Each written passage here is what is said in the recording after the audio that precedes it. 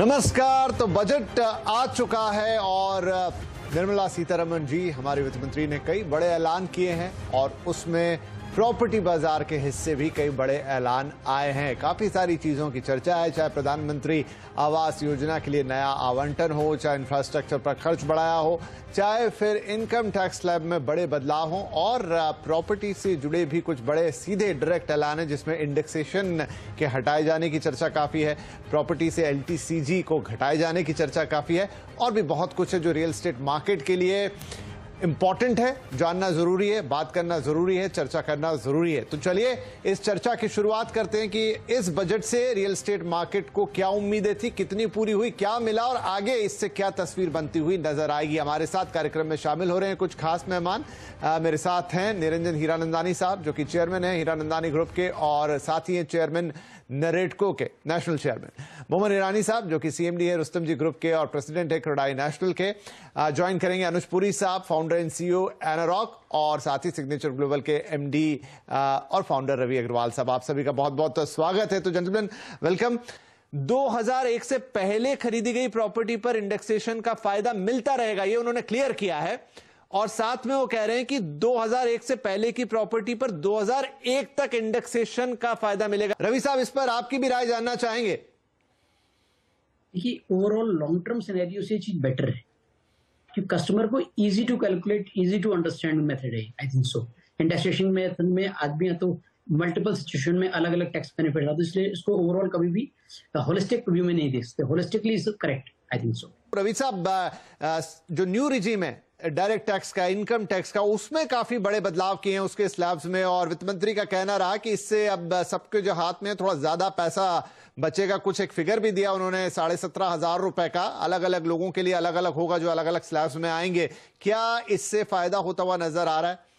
बिल्कुल सिंप्लीफिकेशन। और इसमें आई थिंक देखो, जो फोकस मिड इनकम हाउसिंग है और जो मिडिल क्लास है वो ऑलवेज इस गवर्नमेंट के कोर में रहा है और शायद वही उन्होंने आज जो बजट है उसमें एनविसाज भी किया है।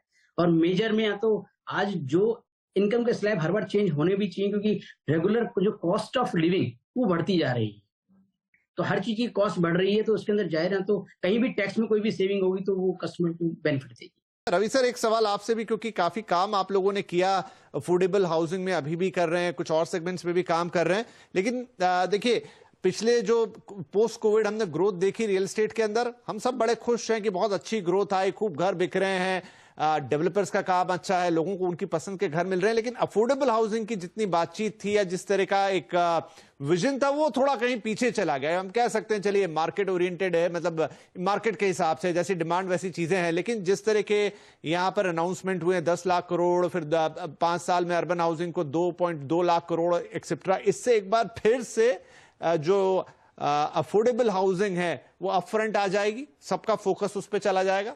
यस, बिल्कुल ठीक कह रहे हैं। और affordable housing, rental housing is a solution to the affordable housing, because क्योंकि काफी इतने बड़े आज भी इतने घरों का हमारे घरों का डेफिसिट है, वो डेफिसिट कैसे पूरा होगा? या तो देखिए, या तो डेवलपर वो मकान बनाए और वो बेचे, लेकिन क्योंकि लैंड कॉस्ट का जो एलिमेंट है वो इतना ज्यादा है कि उस एलिमेंट में उसको सर्व कर पाना बड़ा मुश्किल काम होता है और अफोर्डेबल हाउसिंग की डेफिनेशन चेंज हो जाती है। लेकिन स्टिल बहुत बड़ी मास पॉपुलेशन ऐसी है जो हमारे यहाँ 15, 20 लाख, 30 लाख रुपए के घर के अंदर ही रहना चाहती है। वो आज के टाइम में जितना बड़ा लैंड का कॉस्ट हो गया है उसको मीट कर पाना डिफिकल्ट हो रहा था। तो rental housing is the solution to the affordable housing, I think so. उसके अंदर अगर लैंड का एलिमेंट, बिल्कुल जी सही कह रहे हैं कि अगर वो गवर्नमेंट कंट्रीब्यूट करती है और प्लस में जो इस सेगमेंट में अफोर्डेबल इस तरह के रेंटल हाउसिंग बनती है उसके अंदर कुछ चीजें कॉमर्शलाइज, थोड़ा सा सॉल्यूशन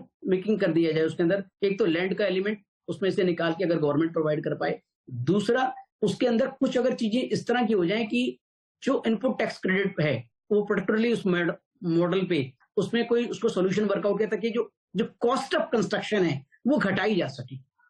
तो अगर उसको थोड़ा सा ROI से हम लोग प्रैक्टिकल कर लेंगे तो I think so it will be a big boost to the real estate और इसके अंदर हम करोड़ों लोगों को घर दे पाएंगे। बहुत बहुत शुक्रिया आप सभी का ये सारी बातचीत करने के लिए, बजट पे अपनी अपनी राय रखने के लिए। आगे भी बातचीत होती रहेगी। फिलहाल के लिए नमस्कार।